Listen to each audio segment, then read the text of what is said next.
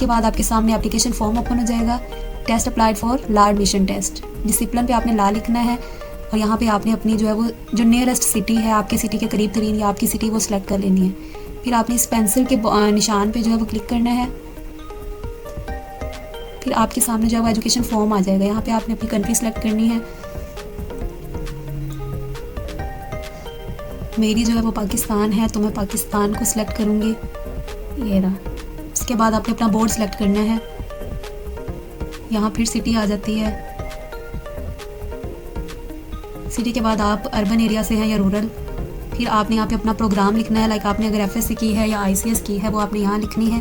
फिर आपने जिस ईयर में उसको पास किया था वो ईयर मेंशन करना है। मैंने 2018 में किया था।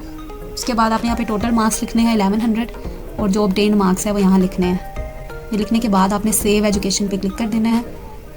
अब आपने इसको सबमिट कर देना है। You have already submitted the application. मैंने ऑलरेडी कर ली हुई है, इस वजह से मेरा ये आ रहा है।